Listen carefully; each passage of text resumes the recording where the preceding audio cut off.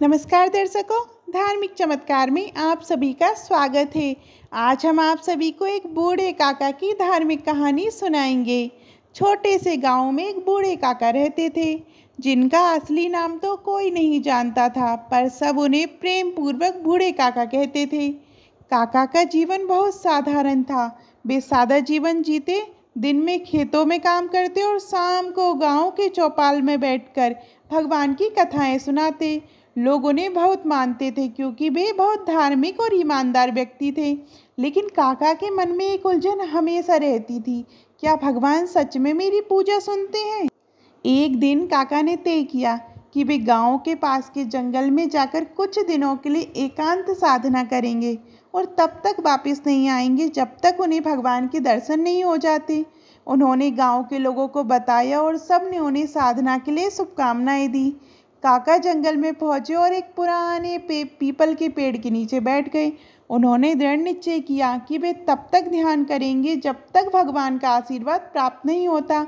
दिन बीतते गए, काका भूखे प्यासे ध्यान में लीन रहे, लेकिन कोई चमत्कार या ईश्वर का संकेत नहीं मिला। तीसरे दिन काका की हालत बहुत खराब हो गई। वे बेहद कमज़ोर हो गए और सोचने लगे कि शायद भगवान मेरी सुन नहीं रहे।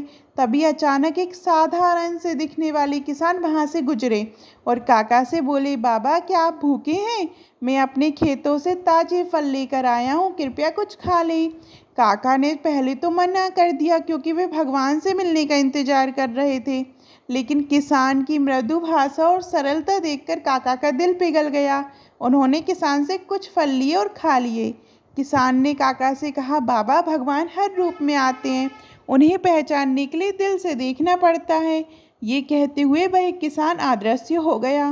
काका समझ गए कि वह साधारण किसान कोई और नहीं बल्कि भगवान ही थे, जो उन्हें उनकी परीक्षा में मार्गदर्शन देने आए थे। उन्होंने ये महसूस किया कि भगवान किसी विशेष रूप या चमत्कार के रूप में नहीं आते, बल्कि वे हर रोज़ हर इंसान के रूप में हमारे आसपास होते हैं। काका ने तुरंत अपनी साधना समाप्त की और गांव लौट आए। उन्होंने गांव वालों को ये कहानी सुनाई और कहा, भगवान को किसी विशेष समय या स्थान पर ढूंढने की ज़रूरत नहीं है, वे हर इंसान के हृदय में बसे होते हैं। अगर हम अपने कर्मों में सच्चे हैं तो भगवान हमेशा हमारे साथ होते हैं। बूढ़े काका की ये धार्मिक कहानी हमें ये सिखाती है कि ईश्वर हमारे चारों ओर होते हैं, हमारे कर्मों, हमारे विचारों और हमारी भक्ति में। उन्हें पाने के लिए बड़े चमत्कारों की आवश्यकता नहीं होती, बल्कि उनके संकेत और उपस्थिति को सरलतापूर्वक और प्रेम से महसूस करना होता है। काका की इस कहानी के बाद गांव के लोग और अधिक धार्मिक और सच्चे हो गए।